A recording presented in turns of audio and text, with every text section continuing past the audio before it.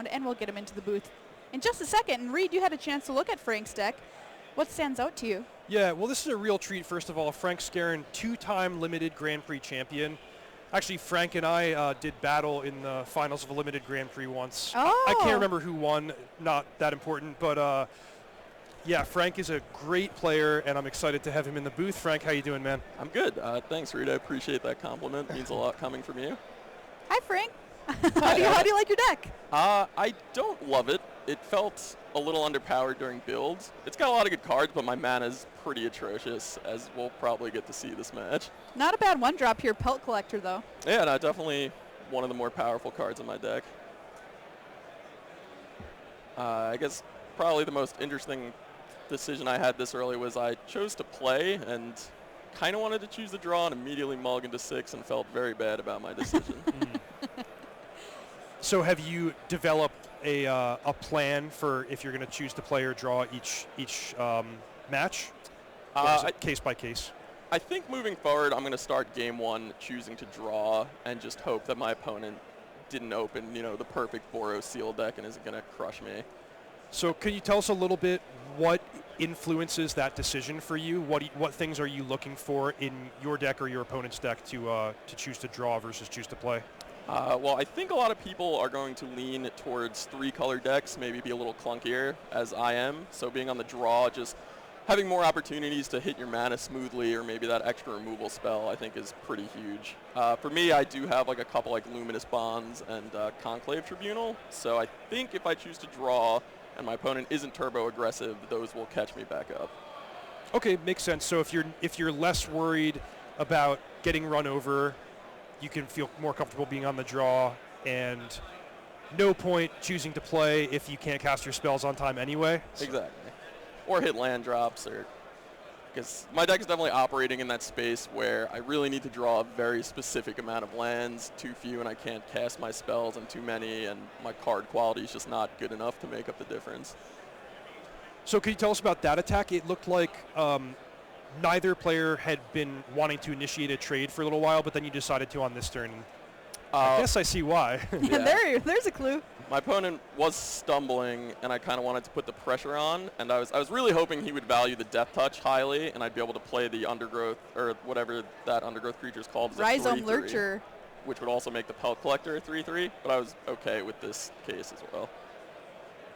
Luminous Bonds here on your Lurcher. But yeah, like you mentioned, Smeagol here a little bit cramped on land, not finding any red sources, is giving you a little more time. Yeah, I was also in a similar spot where off the mulligan I scryed and I had a land on top, but I put it on the bottom, and then I immediately drew 2 5-drops, and I just was pretty slow on casting them. And there's a mode from Statue that you don't always see used to destroy that Luminous Bonds. Yeah, that's pretty sweet. Statue is, I guess, a throwback to Putrefy, which could destroy a creature or enchantment, but Statue for 1 more mana, you also... I'm sorry, Putrefy could destroy a creature or an artifact. Statue, you get one additional option for 1 additional mana. Pretty much one of the... I guess I would say a perfect limited card, honestly. It just covers a lot of bases. Mm-hmm. Light of the Legion lurking in Dimitri's hand. Yeah, I was pretty worried. I assumed that he was missing red because he was kind of playing a bunch of lower creatures, and I was hoping that he more just had cheap red things stuck in his hand and not giant bombs, which is actually what happened.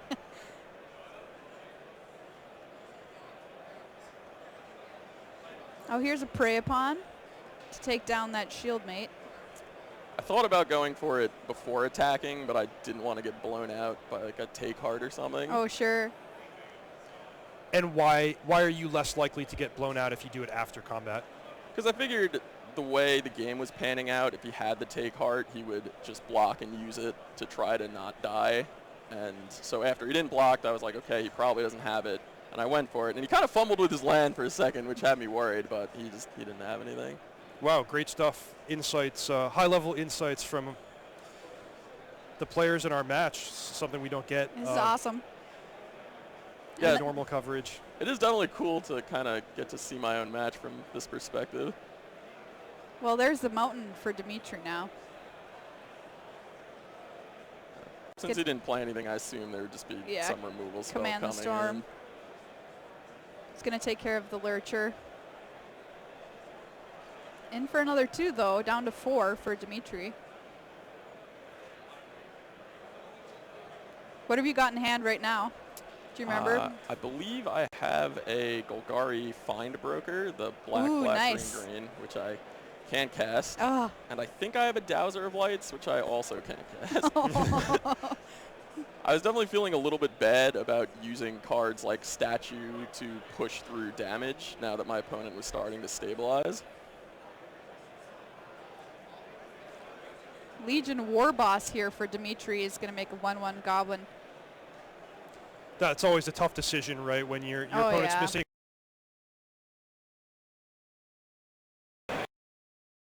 And prepare for the long game. It's so tempting too when your opponent's like at 6 or 4. Yeah.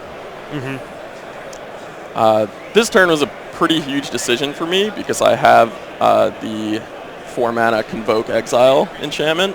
Okay.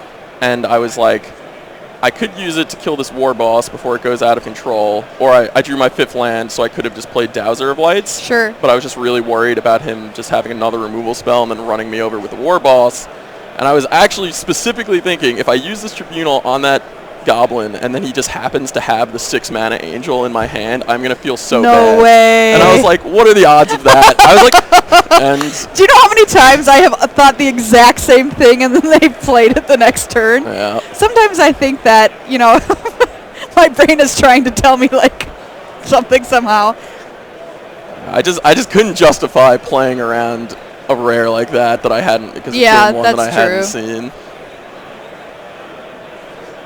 Yeah, you had mentioned it's certainly in the realm of possibility that Dimitri could just be holding some cheap red cards that he couldn't cast the whole game. So you really don't have... Right. I mean, maybe based on your read, you know something, but based on the way the cards have been played, you can't be sure what's in his hand. So exactly. That is a really tough decision. And then the worst case scenario occurred. And the Angel came down. There she is, Light of the Legion. Not only is she flying and mentor, but when she dies, she puts a +1/+1 counter on all the rest of your army. And how well prepared are you to handle a creature like this, Frank? My deck's actually pretty okay against it because I have the 2 Luminous Bonds and the Tribunal, and I also have a Crawl Harpooner, which does a pretty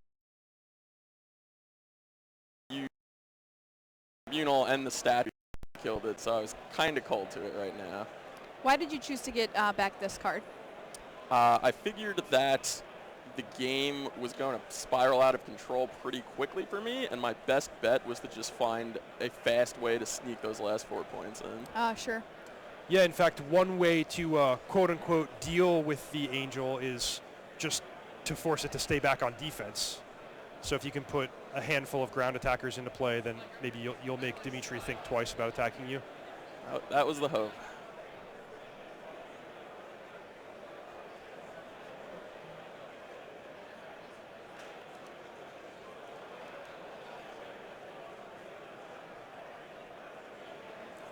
I'm not exactly what's happening, but chat is losing their minds over their stream, looking really wild right now. Oh, is it bugging out? Yeah, we'll get somebody on that. 1 second. Well, Dimitri just deployed Flight of Equinox, so matching his Light of the Legion with another giant flying creature. Yeah, it definitely felt like he was going to try to set up to kill me in 1 or 2 attacks, and I didn't really have a great way to combat it. Yeah, I can see from the inescapable blaze in his hand that he's actually just 1 damage short this turn. Yep. Wow.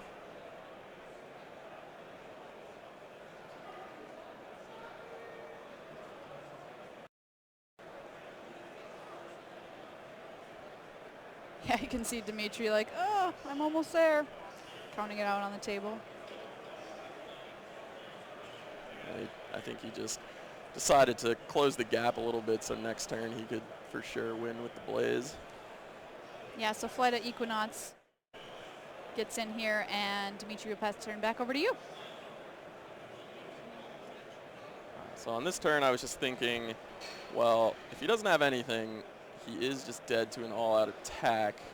thanks to the trample on Siege Worm. Or he would at least have to block with his Light of Legion. And that seemed very unlikely, but at the same time I did feel like I was going to die the next turn. So I eventually decided that it was my best bet to just go for it. Right. Pretty sharp from Dimitri to hold that mountain. You could have put him in a pretty tight spot if he had to discard one of his 2 removal spells. Yeah, for sure. That was very heads up on his part.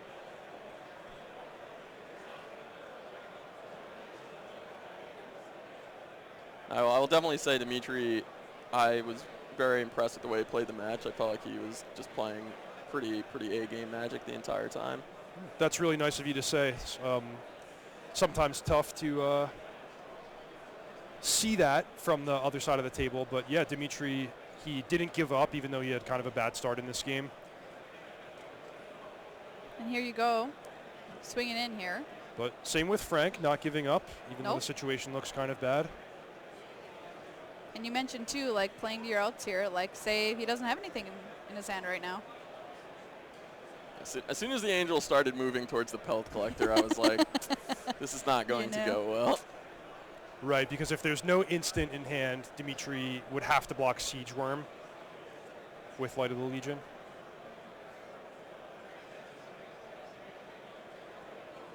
Yeah, here we go. Command the Storm. And unfortunately, the Pelt Collector only becomes a 4/4, and it is not big enough to trade with the Angel. That's right. Pelt Collector, it's not just it's evolve. Not evolve. It also can get bigger when the creature dies. All right, so then you're tapped out, Pelt Collector down, and Dimitri has it here. Yep. You know, he's just taking his time, even though, you know, no blaming him for just making sure that there's nothing I could do. All right, so Dimitri takes game 1 here against you. What are you thinking heading into sideboard? Going into the sideboard, I definitely brought in my Mephitic Vapors, I think it's called. Oh, yeah. Because he has a bunch of 1 toughness guys. And I thought about bringing in the Destroy a 4 toughness creature because he did have those big flyers. But since it was off the splash and I didn't have a great card to take out, I left it on the bench. Pelt Collector turn 1 again. Yep. This time I think it was much better set up with my hand. Skyline Scout there, the play for Dimitri. And it looks like you put yourself on the draw this game, Frank. I did choose to draw because even though my opponent was a Boros deck, he didn't seem particularly fast. He seemed a lot more focused because, you know, I had 2 Command the Storms, Inescapable Blaze, the Angel, the Flying Pegasus. So it just seemed like he was a little more top heavy, and I just wanted the extra card and the extra chance to hit my land drops. That's great. So not just going by guild, but on the specifics of what the opponent seems to be up to. Good lesson. Ledev Guardian here for Dimitri, able to convoke out a 2/4. Made that Glowspore Shaman last turn that didn't manage to bin a land, but this turn actually ends up being pretty huge for me. all right, so you're going to swing in here with the Glowspore Shaman. But Nothing Frank, to see here. that's only a 3/1. Yeah, it is only a 3/1. My thinking here was that my opponent didn't have a 2/4 in their deck not to block with it, so that they would jump at the opportunity to block, and which set up a pretty nice, I guess it's only a 2 for 2. But in terms of tempo, this felt extremely huge for me. All right, well, Frank, pairings are going up, so we're going to have to let you go so you can play more Magic, but it was awesome having you in the booth. Yeah, thank you very much. It was a great opportunity. Thanks so much, Frank. Yeah, All good right, luck, Frank. Good luck. We're going to see how the rest of your game plays out. Bye, Frank. So we're sending Frank in to produce some more content for us in round number 3. Sorry, round number 4. I'm losing track already. Round number 4. But we're going to sit and watch the rest of this one. Ooh, we got a spicy round coming up next. Got to peek at our future matches. But as you mentioned, this is pretty cool, and I think the play there to attack with the Glowspore Shaman and the Mephitic Vapors is just something that I would definitely not have done. Mm-hmm.